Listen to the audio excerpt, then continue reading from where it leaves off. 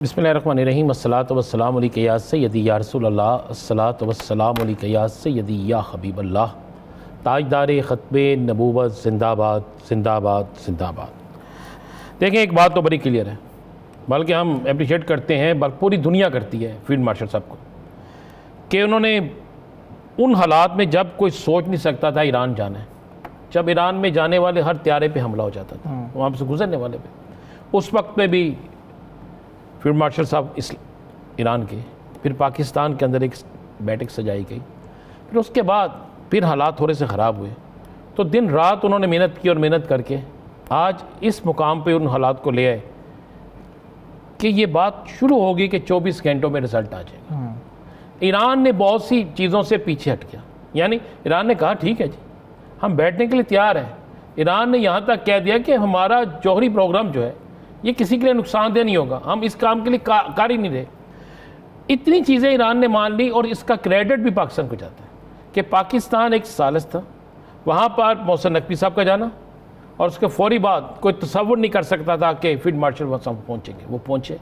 उन्होंने कायल किया, गारंटी ले लें या कायल कुछ भी कर लें किया। उसके बाद वहाँ से आने के बाद उन्होंने एक घंटा भी आराम नहीं किया, सीधा चाइना चले गए। चाइना और पाकिस्तान का एक रिश्ता है,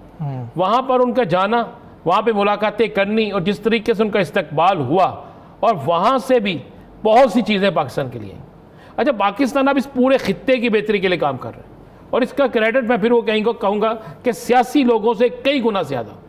फील्ड मार्शल सबको जाते हैं। अच्छा, जब हालात ठीक हो गए, हमने अपना फ़र्ज़ पूरा कर लिया,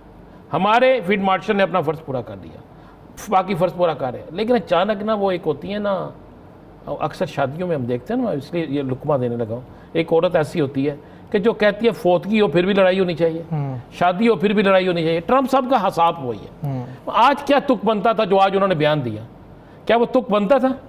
आज उन्होंने दो बयान ऐसे दिए, एक उन्होंने कहा जी हम फिर शदीद हमला करेंगे, जब सारे मामला तय हो रहे हैं जी, तो फिर ये शदीद हमले का कहने का तुक क्या बनता था जी। फिर उसके बाद कहना जनाब मैंने अपनी टीम से कहा कि इतनी जल्दी कोई नहीं है, फिर कहा कि जनाब अपना हम जो है उस पर सख्त कर देंगे सारा कुछ। अब ये चीज़ वो होती है जो बुझी हुई आग को दोबारा जलाती है, मेरी तो समझ से बाहर है। फिर उसके बाद मुस्लिम ममालिक को एक इम्तिहान में डालने की कोशिश करना, वो जो एक बयान दिया कंट्रोवर्शियल करने के लिए, ये सारी चीज़ें मुझे नहीं समझ आती कि यहाँ तो वो सो के उठते हैं तो रात को उनकी ख्वाब आती है कि ये करना है, वो उस पर चले जाते हैं, तो यहाँ फिर वो खुद चाहते हैं कि ये खित्ता जो है ना इस किसी ना किसी मुसीबत में मुब्तला रहे,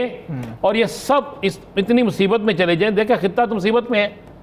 हमारी मुआशी सूरत हाल इस पूरे खित्ते की क्या हो चुकी है, महंगाई की सूरत हाल क्या हो चुकी है, ये सारा कुछ तो सामने है, और ट्रंप साहब का भारत के साथ जो मुआहिदा हुआ वो भी सबके सामने है। तो इस खित्ते को नुकसान पहुँचाने के लिए यहाँ ऐसा हो रहा है, या फिर ट्रंप साहब जानबूझ के रोज़ाना एक खबर में इन होना चाहते हैं